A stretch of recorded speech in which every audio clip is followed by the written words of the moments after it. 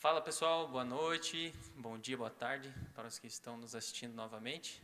Então hoje a gente está aqui com o nosso pastor, Thiago Majinski. Falei certo?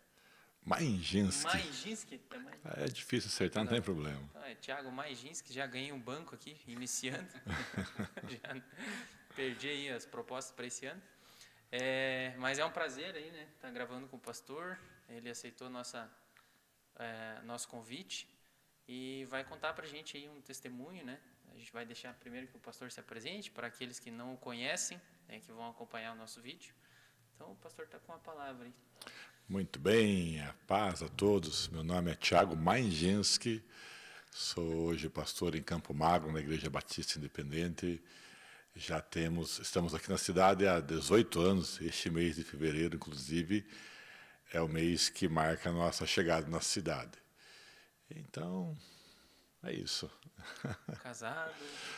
Sou bem casado, estou casado com a dona Cissa. E sou pai de dois meninos, dois piás, né? O Iago, que tem 19 anos, e o Diego, que até, por enquanto, tem 11, ele faz também 12 agora, no mês de fevereiro. Legal. Então a gente está com o Rodrigo aqui também, né? Rodrigo é o nosso participante fiel aí da semana. Amém. Já que o pastor já se apresentou, né? Então, como em todos os podcasts que a gente tem feito, a gente pede para que você conte um testemunho. Pode ser da sua conversão, como que Deus chamou para você para fazer parte do ministério pastoral, uma bênção que Deus colocou na sua vida, uma luta que você também não conseguiu vencer, porque a gente sabe que há vitórias e há derrotas, e elas servem tanto vitórias quanto derrotas para os nossos crescimentos. Muito bem, então vamos lá, vou contar um pouquinho da minha história de conversão e chamado. Sou nascido e criado na Igreja Batista Independente, lá em Ponta Grossa. Então, desde muito cedo, muito jovem, né, logo que eu nasci, minha mãe se converteu. Então, minha história é toda dentro da igreja evangélica. E a gente participava dos cultos, nos domingos de manhã, algumas vezes à noite, quando era possível, porque o meu pai não era cristão convertido, e ele tinha uma implicância muito grande, nós íamos para a igreja, sempre implicava, brigava, então muitas vezes nós íamos escondido, então até que depois a gente acabou, ele implicando ou não, nós íamos da mesma forma, e até que eu tive uma história da minha conversão. Eu era um menino por volta dos meus 7 anos de idade, e era um domingo à noite que nós estávamos no culto, eu, a minha mãe e minha irmã, e havia um pastor Adair, que era pastor na igreja, na segunda igreja em Ponta Grossa, e ele tinha um carisma muito grande, ele cantava muito bem, pregava muito bem, e as suas mensagens sempre finalizavam-se com um apelo de conversão. As mensagens dele eram sempre evangelísticas, né? Eu lembro que naquele domingo, era um domingo, não vou lembrar a data especificamente, mas o pastor fez um apelo e eu olhei para minha mãe e perguntei, será que eu posso ir na frente? Ela falou, pode. Eu lembro que eu me dirigi à frente na igreja, dobrei meu joelho, né? Foi algo bem emocionante, eu chorei bastante ali. E quando eu ia para a frente da igreja, à frente ao púlpito, o pastor, eu lembro que ele ter falado ainda assim, Deus também aceita as crianças. Então foi algo bem emocionante. Eu lembro que eu coloquei meu rosto ali, né? Dobrei meu rosto em terra, em chão. E quando eu me dei conta, eu olhei para o meu lado, estava minha irmã também, ali dobrado o joelho, e mais uma jovem da igreja. Foi um domingo assim, algo foi tão emocionante, tão gostoso, como o pastor fazia apelo todo domingo, no outro domingo foi aceitado de novo. Só que daí já não foi tão emocionante, né? Porque foi o primeiro domingo que eu entreguei a vida para Cristo. Então, a partir daquele momento, bem na minha infância, eu já compreendi o que era aceitar Jesus, porque na segunda vez que eu fui, eu já entendi que não era assim que funcionava o negócio. A gente faz uma entrega, se entrega a Deus, é ali que fica marcado o nosso momento de conversão. Então, eu falei, tinha por volta dos meus 7 anos de idade, e ali passei a ser bem assíduo na igreja, em toda a programação. Eu e minha irmã íamos muito nos cultos, né, nas programações, nas orações, escola dominical, ensaios que tínhamos, coisas mais. Então, foi já com meus 9 anos de idade, eu lembro que nós estávamos num culto de oração, que acontecia na casa de uma irmã da igreja, o nome dela era Irmã Rosa. Vocês vão lembrar do pastor Miguel, né, a irmã Noemi, que participaram aqui em Campo Mago conosco. A Irmã Rosa era mãe da irmã Noemi. E era uma pessoa também muito querida. E os cultos de oração aconteciam na casa dela, na sala da casa dela. E era sempre um momento muito marcante. E ali eu fui, isso certeza que era meus 9 anos de idade, porque eu lembro, né, que Deus ali foi uma experiência sobrenatural que eu tive, que nós chamamos de batismo no Espírito Santo no meio pentecostal, né? E a partir dali cresceu em mim um grande desejo de servir a Deus de forma, né, como ministerial. A minha primeira ideia era pregação, né? A gente tinha aquela ideia de pregar e coisas mais, e até que isso amadureceu no meu coração a compreensão que era um chamado pastoral. Aí, um pouquinho mais tarde, houve troca de pastor na igreja, o pastor Adair saiu, foi para uma igreja, nas nossas igrejas na Bahia, e veio para pastorar a igreja em Ponta Grossa, essa segunda igreja, o pastor Darcy. E teve, então, o primeiro batismo nas águas que ele fez, já tinha 10 anos de idade, isso foi no ano de 1988. E ali, eu tinha 10 anos já, não era muito comum naquela época batizar tão cedo. Hoje as crianças, 9, 10 anos, já têm uma maturidade, a gente compreende isso, né? E eu pedi para ele para que eu fosse batizado, e ele aceitou, coisas mais. E foi, então, no dia 4 de dezembro de 1988. E nesse mesmo dia que eu me batizei, a minha irmã se batizou. Foram 7 pessoas, né? Mas eu lembro da minha irmã. E aquela moça que aceitou a Jesus conosco naquele domingo também se batizou no mesmo dia. Então, e assim sempre o dia 4 de dezembro é algo assim marcante na nossa história. Porque depois, mais tarde, eu fui para o seminário, eu fui com 16 anos, e o dia que eu me formei no seminário era o dia 4 de dezembro. Então, também, só que isso foi, a minha formação foi em 99. Então, 11 anos depois, concluí o curso, fiz o estágio. 11 anos depois, do meu batismo, estava me formando na parte de teologia e já servindo a Deus de forma assim ministerial, né, como pastor auxiliar e coisas mais.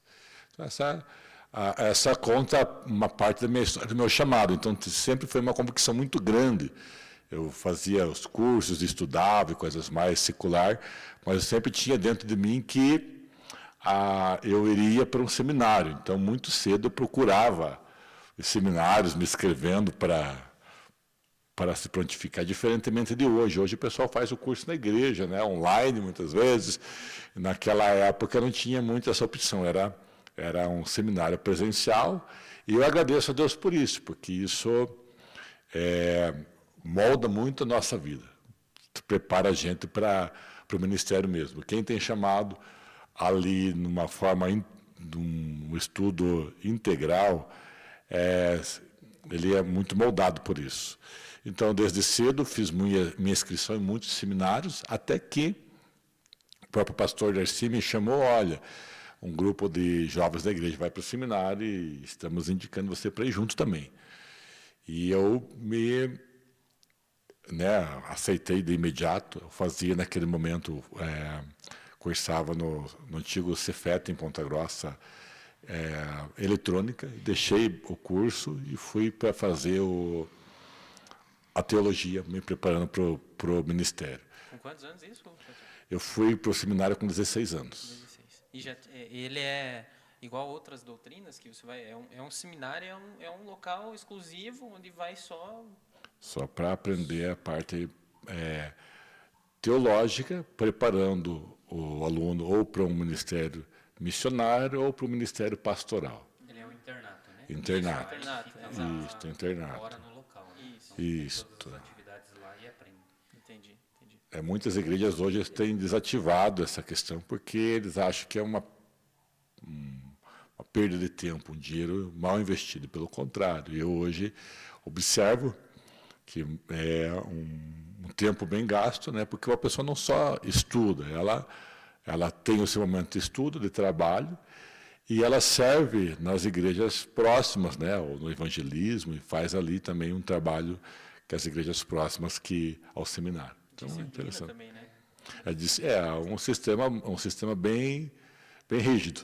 Horários e os trabalhos que são prestados assim de uma forma bem rígida. Então, se cria uma disciplina pessoal para a vida depois, né?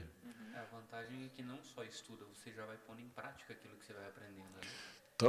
Também. Ainda que, óbvio, que você estando num seminário, você faz uma ideia do ministério.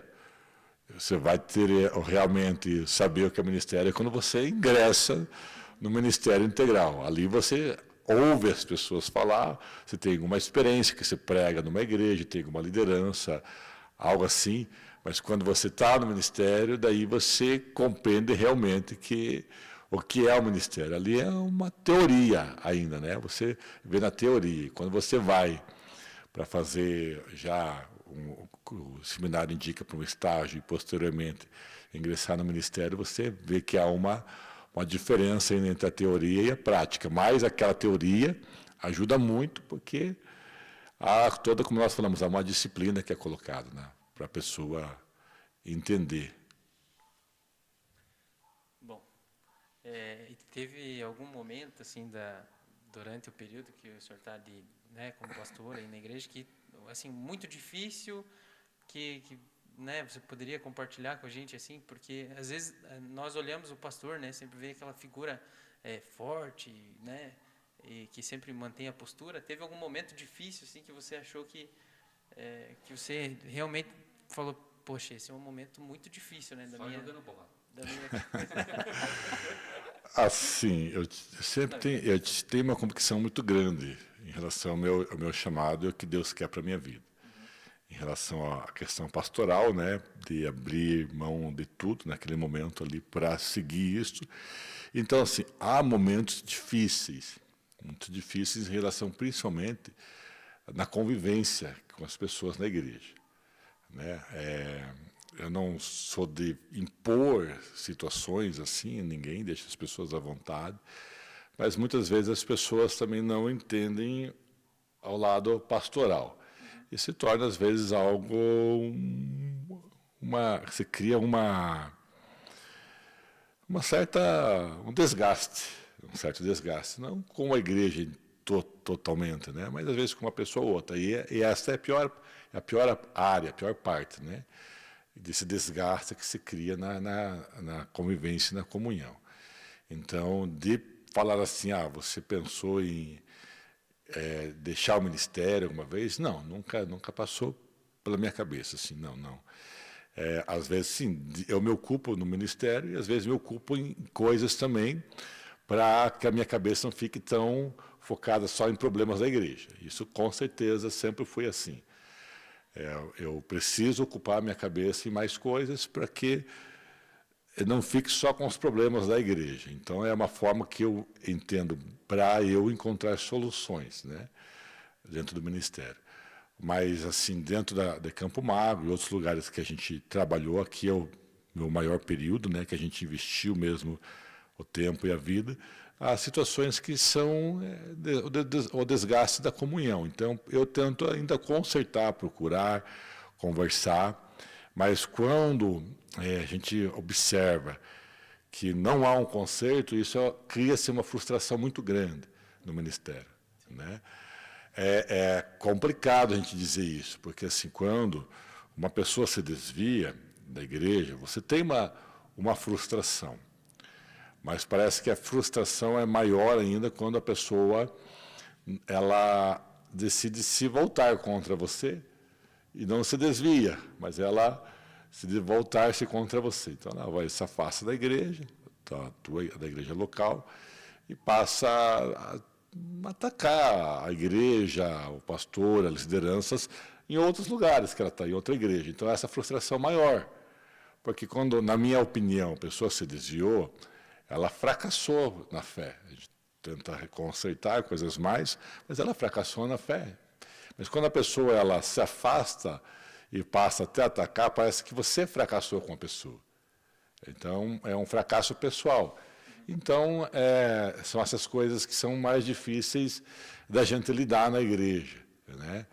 E algumas vezes, com isso, óbvio, a gente passa na nossa mente a situação, será que é o momento de eu abrir mão e ter uma troca ministerial, trazer um outro pastor e coisas mais?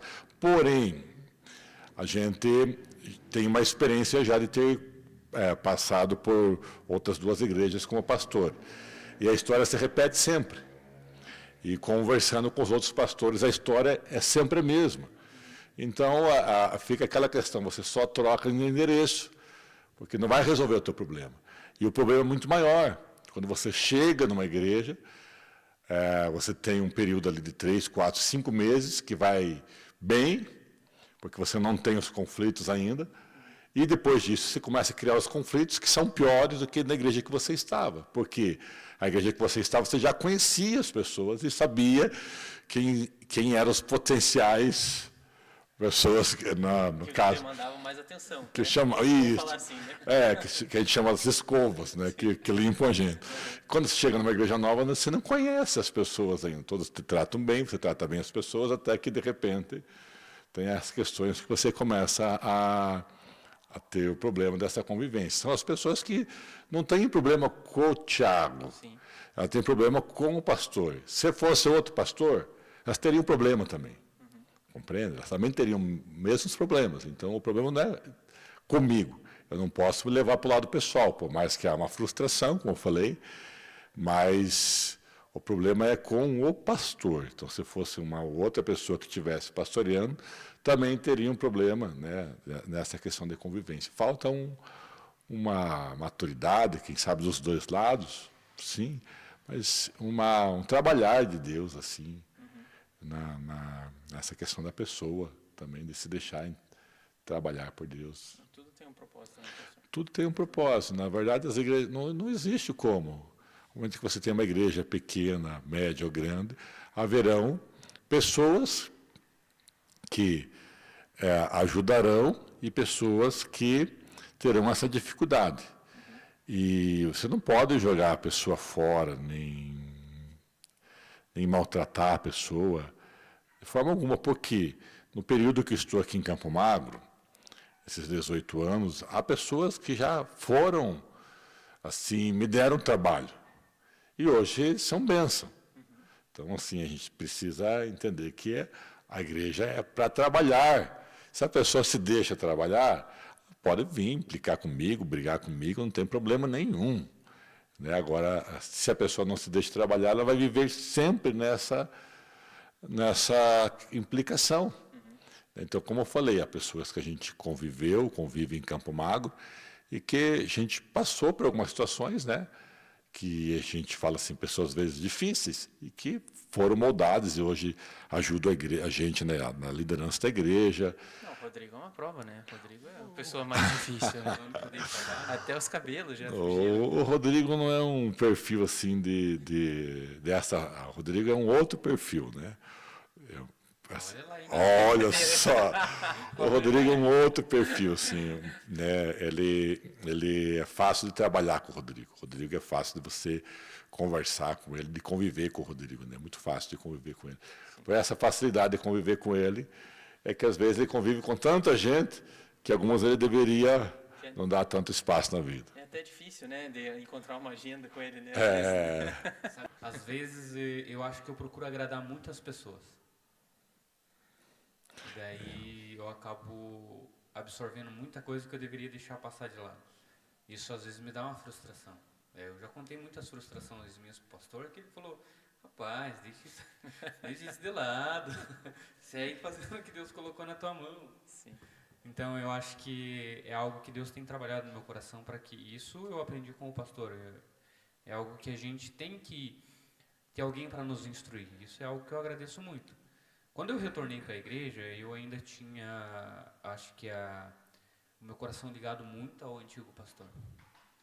Porque foi com ele que eu me converti, foi com ele com quem eu comecei a dar os primeiros passos, né? Uhum. Então, assim como que eu acredito que para a grande maioria da igreja houve uma certa negativa de aceitar um novo pastor.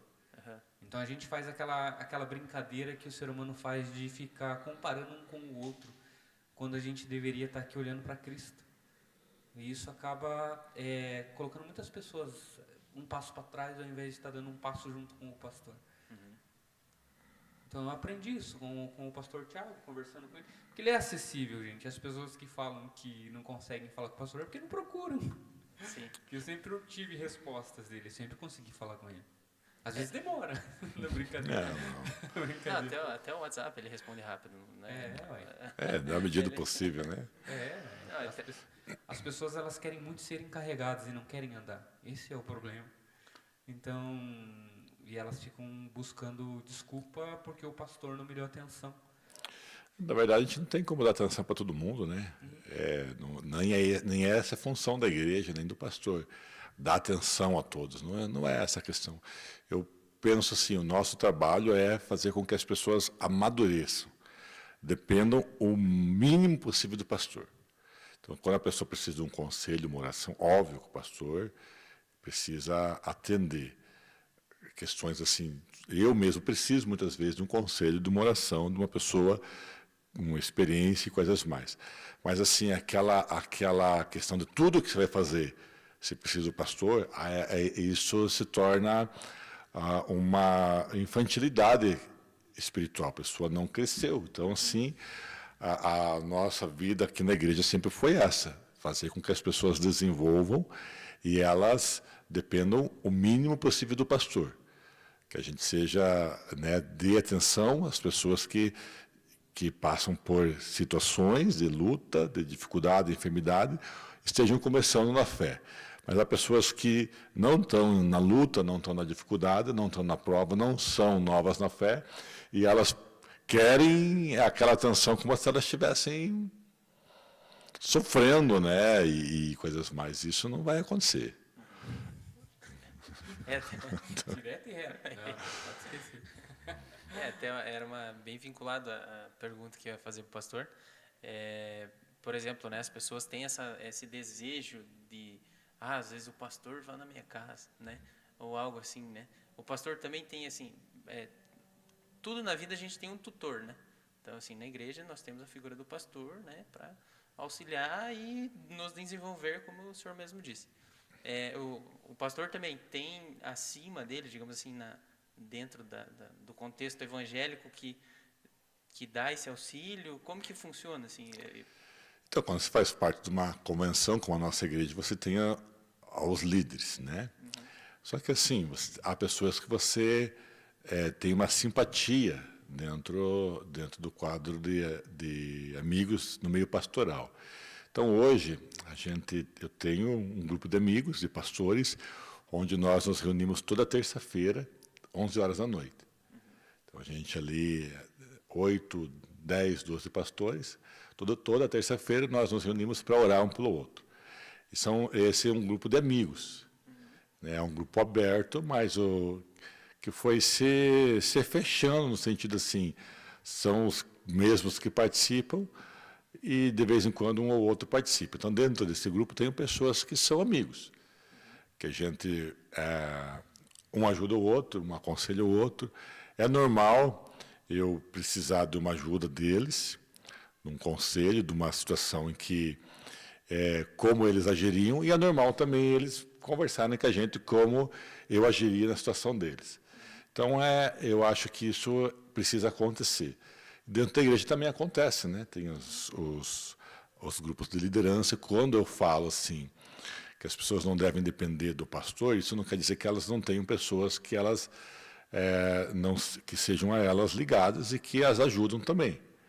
Né? Então é impossível o pastor atender todos da igreja, mas a igreja é pessoas com um grau de maturidade grande que ajudam nessa questão administrativa da igreja, de aconselhamento da igreja, de liderança da igreja. Então, no meu caso, eu tenho este grupo de pastores. Além deles, óbvio, tem mais uns 2, 3 pastores que eu tenho como conselheiros, né?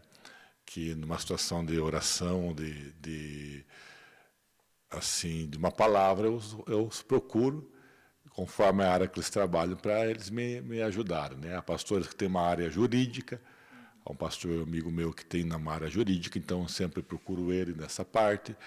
Há um pastor que foi professor meu no seminário, então tenho uma boa amizade com ele, ainda que faz tempo que a gente não conversa, né? Mas ele já esteve pregando aqui na igreja, tenho ele também como um conselheiro. E aos amigos ali, como eu falei, né, desse grupo. Não vou citar nomes aqui para não... Não, mas é interessante a gente, né, entender assim também. E assim, então eu não exponho isso muito na igreja. São questões que a gente não expõe muito, porque é particular. Sim. Mas eu sempre tive, sim, sempre tive pastores que me ajudaram, desde o momento em que eu saí para o ministério, há aquelas pessoas que eu tenho uma grande ligação. Quando eu saí a primeira vez para o ministério, há um pastor que algumas vezes eu converso com ele, né? E que não é da nossa convenção. E também eu tenho ele como uma inspiração, assim, né? Uma referência. Uma referência, isso. Ele e outros, né? Mas tem algumas pastores que são referências e dependendo da situação eu os procuro para conversar. E aqueles que eu tenho um laço forte de amizade. Né? Do meio pastoral, a mesma coisa. Há aqueles que procuram a gente, né? Muitos pastores procuram a gente para tirar dúvidas e coisas mais, e eu também faço a mesma coisa. Não há como você viver sozinho. Quem vive sozinho nesse meio vai se estripar. Na cidade mesmo, há um grupo de pastores, entre eles, algum tem uma amizade mais próxima, né? De conversar, de nós orarmos e coisas mais assim. Então, dentro da convenção, dentro da cidade, dentro do meio ministerial, há pessoas que a gente tem essa proximidade. Eu não tenho aquela questão assim, alguns pastores colocam como discipulador, o cara que me discipula. Nem eu gosto de fazer isso, de discipular nesse sentido, de sentar e tirar toda hora, uma semana, assim, não. Nem eu faço isso e nem recebo dessa forma, né? A minha forma de trabalhar entendo que há situações que a gente precisa sentar, conversar e estudar, mas não é só isso. As pessoas precisam agir e aprender de uma outra forma que não seja só sentando, só ali e vendo uma lição após a outra. Né? Mas na prática mesmo. Sim, o aprendizado das duas partes, né? Tem o culto, e eu penso assim, minha ministração, eu faço a ministração no domingo à noite, por isso que eu já prezo para o domingo à noite, por quê? Eu entendo que é uma ministração a ser feita com todos. E há os casos que a gente conversa particularmente com a pessoa quando necessário, quando procurado, coisas mais, né? Não, mas assim, o pastor falou uma coisa interessante, que é a questão da gente se fechar, né? Então, a gente como membro, às vezes, passa por isso, né? Eu sei porque eu já passei por isso, já passei por dificuldades e acabei me fechando, me excluindo, né? Fiquei sem ir na igreja, fiquei sem querer falar com os outros, sem responder o WhatsApp e sem receber ninguém. Então, a gente até foram me visitar e eu acabei me fechando. E não foi um período muito legal, né, da minha vida. Então, a gente se fechar não funciona, né? Ou a gente esperar muito que as pessoas vão nos procurar, né?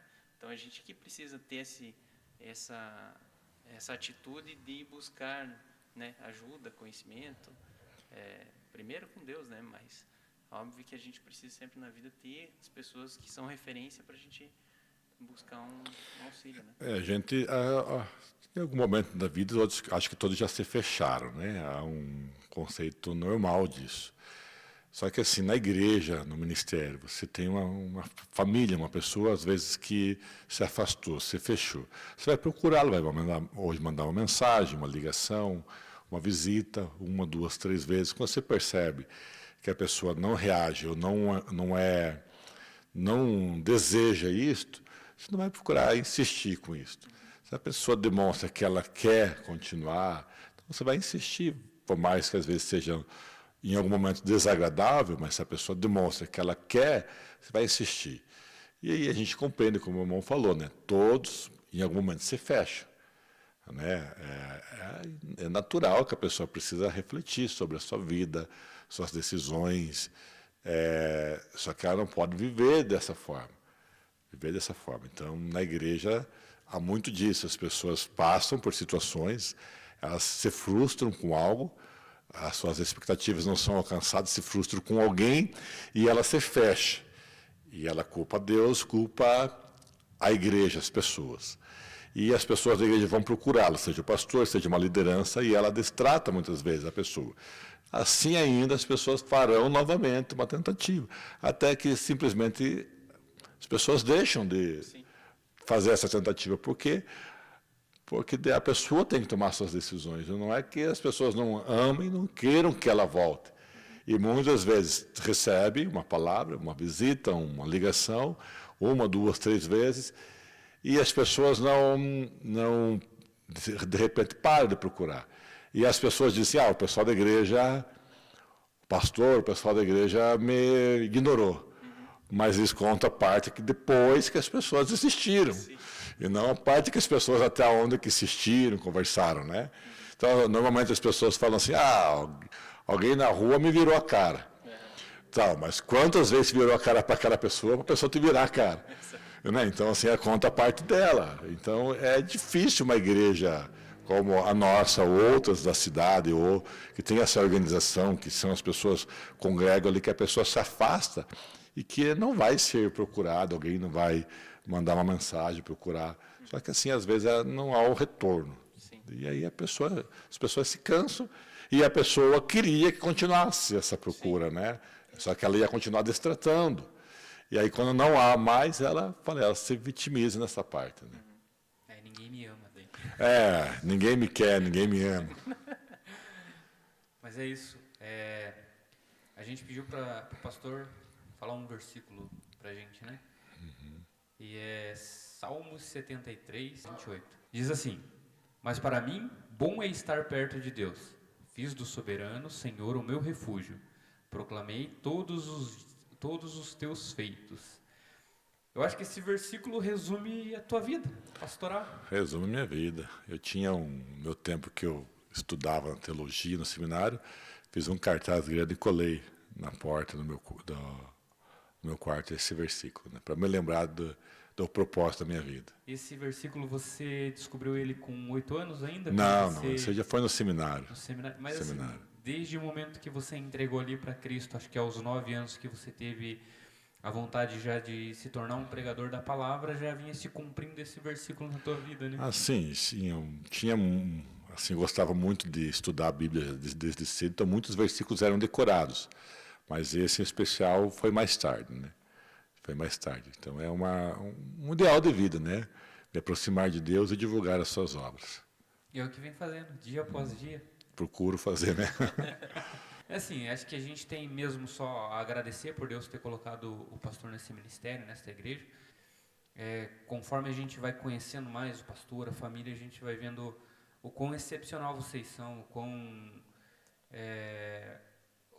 parecido com a gente vocês são, porque as pessoas colocam isso, né, na cabeça, que o pastor ele tem que ser diferente, ele é um super-homem, ele não vai errar, ele não vai brigar. E não é assim, cara. Ele fala igual a gente, vai falhar. Já joguei bola com ele, né? Sei que ele... Então a gente sabe que ele é ruim.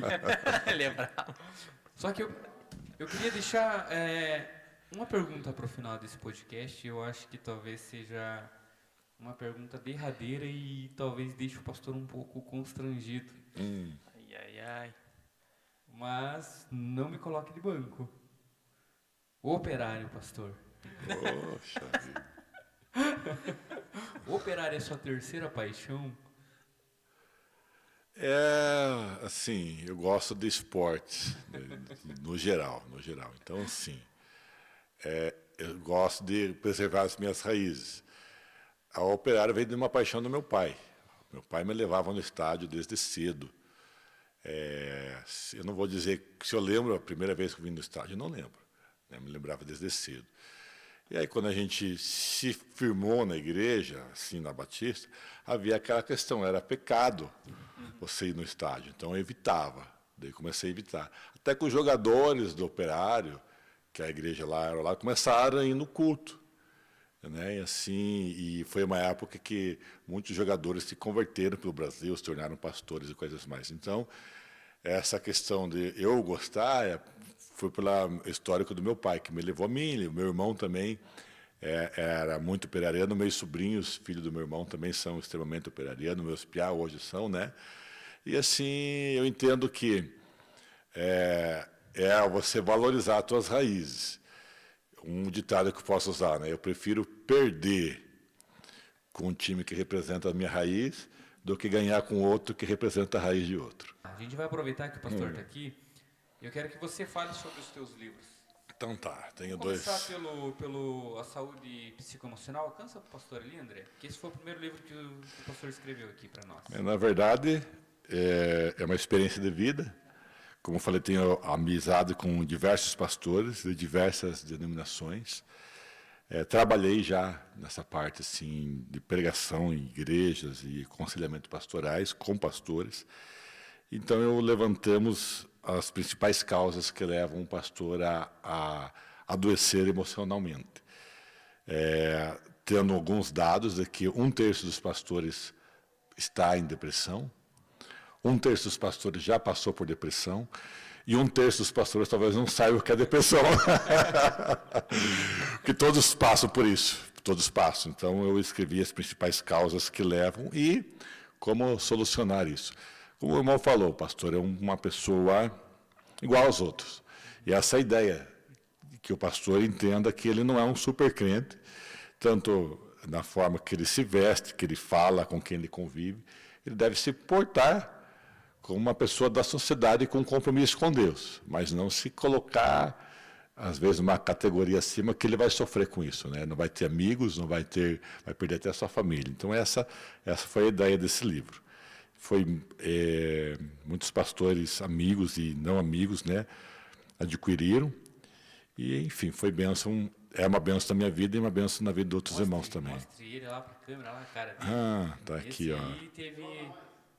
Esse aí teve ajuda, então, de alguns pastores mais próximos do senhor para pegar alguns dados. Na verdade, eles não sabiam, né, que eu estava pegando dados. Fez uma cobaia. Na verdade, as minhas conversas, desde pastores da Igreja Luterana até da Igreja Universal, que são os dois extremos, as experiências são as mesmas de vida. Né? São doutrinas assim diferentes nas suas liturgias, mas a experiência com as pessoas é exatamente a mesma. Então, desde a neopentecostal até os bem tradicionais, são pessoas com quem eu mantenho uma amizade até hoje, e talvez algum pastor comprou e vai ler, vai se identificar. Essa aqui foi alguma conversa que a gente já teve, né, sem expor ninguém. Legal. O outro é esse aqui, que eu acho que esse aqui, para quem é membro, se não adquiriu ainda, ele merece uma surra. Na verdade, esse é para preservar nossa história, né? Foi feito ano passado, com 25 anos da igreja em Campo Magro, foi feito esse livro, onde conta a história da nossa igreja. Uma parte dos 7 capítulos são sobre a nossa história, e os demais capítulos sobre as nossas doutrinas e práticas. Assim, a minha ideia, ao fazer esse material, é que seja usado na igreja como um material de discipulado, né, até de presentear os novos membros e coisas mais. Então, é uma coisa que a gente tem apurado e trabalhado, melhorado essa ideia ainda. Né? Não tem funcionado como eu gostaria que fosse, mas já deu bastante resultados. A gente precisa conhecer a nossa história e conhecer o que a gente acredita, no que a gente crê. Então, a gente fez um material, onde muitos membros da igreja adquiriram, alguns ainda não, como o irmão falou, né? Mas, assim, como a igreja sempre tem um acréscimo de novos membros, o material vai saindo, e a ideia é que se pegue mais livros para que seja... Tem até foto na nossa igreja, enfim. E ele é um livro bem gostoso de ler, cara. Bem didático, né? Bem didático. É resumido, né? Então você acaba ficando mais interessado em saber mais coisas sobre a história, né? Desde como ela começou lá com os anabatistas até o templo que nós temos hoje, que ela vem contando ali, né? As conquistas que a igreja já teve, os processos para chegar até esse templo enorme. Então conta tudo aí nesse livro. É bem legal de ler. Esse outro do pastor Pedro Adão. O pastor Pedro Adão é um ícone dentro da nossa convenção, né? Hoje ele é membro aqui na nossa igreja em Campo Magro, e é uma daquelas pessoas que muitas vezes eu busco um conselho. Muitas coisas que ele me falou eu já coloquei em prática. Coloquei em prática, assim, né, no sentido de conselhos que ele me deu. E ele fez um livro como uma forma de evangelismo, né? É uma história, uma ficção que ele conta de um homem procurando uma cidade, que a gente entende que é o percurso do homem procurando a salvação, procurando Deus. Então é bem interessante, é bem legal de ler. Obrigado aí, pastor, pela participação. Estamos aí. Quer deixar mais algum recado para a turma? Pessoal, é muito bom estar aqui em Campo Magro, muito bom estar na igreja. E a gente ama todos de uma maneira especial. Quem dá trabalho e quem não dá, são amados iguais pela gente. Olha lá. Alguns só são mais lembrados das nossas orações aí, né? É isso aí, gente. Então, vamos lá, né? Até o próximo podcast.